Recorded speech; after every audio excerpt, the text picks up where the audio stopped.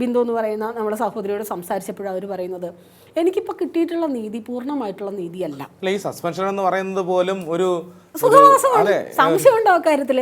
ഒരു പണിയും ചെയ്യാതെ വീട്ടിലിരുന്ന് ശമ്പളം വാങ്ങി അവർക്ക് എൻജോയ് ചെയ്യാനുള്ളൊരു അവസരം. ഇനി ഈ സസ്പെൻഷനിലാക്കപ്പെട്ട ഈ പോലീസ് സ്റ്റേഷനിൽ നടന്ന നീതി നിഷേധത്തിന് നേതൃത്വം നൽകിയ ആ എസ് ഐ പ്രൊബേഷൻ പോലും പൂർത്തിയാക്കാത്ത പ്രൊബേഷൻ കാലയളവിലുള്ള ഒരു എസ് ഐ ആണ്. യഥാർത്ഥത്തിൽ കേരളത്തിലെ പോലീസ് സംവിധാനത്തിന് നട്ടലുണ്ടെങ്കിൽ, അല്ലെങ്കിൽ പോലീസ് സംവിധാനത്തിന് നിയന്ത്രിക്കുന്ന ഭരണകൂടത്തിന് ആർജവമുണ്ടെങ്കിൽ ഈ വ്യക്തിയുടെ പ്രൊബേഷൻ ഡിക്ലെയർ ചെയ്യാതെ അയാൾ സർവീസിൽ തുടരാൻ യോഗ്യനല്ല.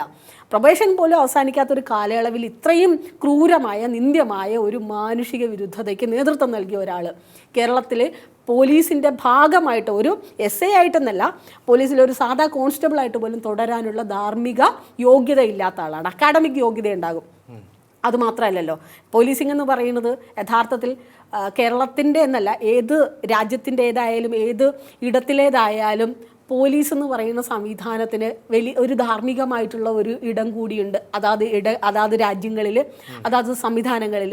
അത്തരത്തിലുള്ള ഒരു ധാർമ്മിക യോഗ്യത ഇല്ലാത്ത ഒരാളെ അതിൽ തുടരാൻ അനുവദിക്കരുത്. അത് ഒരാവശ്യം മാത്രമല്ല, അത് കൃത്യമായിട്ട് അതിനു വേണ്ടിയിട്ടുള്ള കേരളത്തിൻ്റെ ഉന്നത പോലീസ് അധികാരികളെ കണ്ടും കേരളത്തിലെ മുഖ്യമന്ത്രിയെ കണ്ട് തന്നെയും, ഞാൻ കേരള ദളിത് മഹിളാ ഫെഡറേഷൻ എന്ന് പറയുന്ന സംഘടനയുടെ സംസ്ഥാന പ്രസിഡൻറ്റും കൂടിയാണ്. സംഘടനാ തലത്തിൽ തന്നെ ആ ഒരു ആവശ്യം മുൻനിർത്തിയിട്ട് നമ്മൾ കൊടുക്കുന്നുണ്ട്.